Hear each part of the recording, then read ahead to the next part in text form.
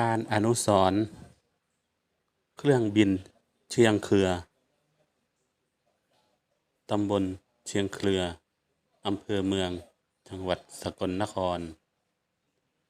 หลังมหาวิทยาลัยเกษตรศาสตร์วิทยาเขตสกลนคร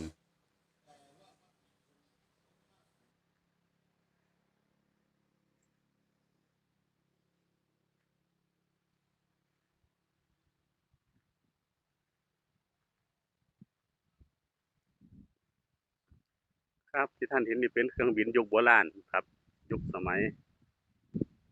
สงครามโลกนะครับ